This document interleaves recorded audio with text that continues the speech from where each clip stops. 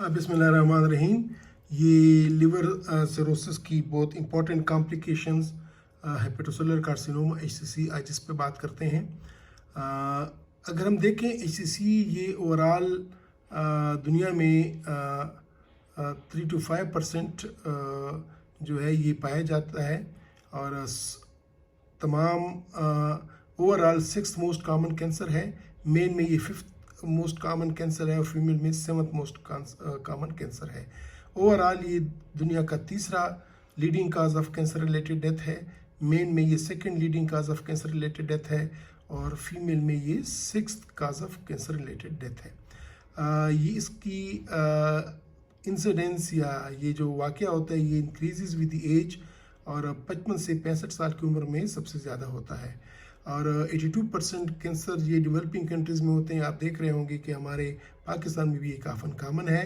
Hepatitis B और C are the major risk factors for hepatocellular carcinoma. ठीक है, किसी भी कैंसर को प्रॉपर ट्रीटमेंट के लिए हमें 5 चीज़ों का मालूम होना चाहिए कि ये 5 चीज़ें कैसी हैं। सबसे पहले तो ये CTP क्लास के पेशेंट की सिरोसिस की स्टेज क्या है, IHL क्लास A है, B है या C है। चूँकि कैंसर के तमाम इलाज बहुत ही एग्रेसिव इलाज है, तो जब तक पेशेंट मेडिकली फिट ना हो हम एग्रेसिव ट्रीटमेंट की तरफ नहीं जाते। दूसरी बात ये होती है ECOG से मुराद है कि वो उसकी परफॉर्मेंस कैसी है, अपना काम शाम कर सकता है, डेली एक्टिविटी कर सकता है, नहीं कर सकता। ठीक है, इसके बाद फिर हम तीसरा ये पॉइंट होता है कि नंबर ऑफ़ ट्यूमर कितने हैं, 1 है, 2 है, 3 है। 3 तक के ट्यूमर को हम ट्रीटमेंट क्योर कर सकते हैं बशर्ते कि उनका साइज़ छोटा हो।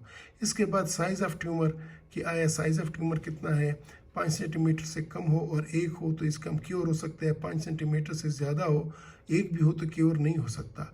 और स्प्रेड ऑफ ट्यूमर के आया ट्यूमर सिर्फ लिवर तक महदूद है, ये लिवर से बाहर भी चला गया है। तो ये बहुत ही इम्पॉर्टेंट है।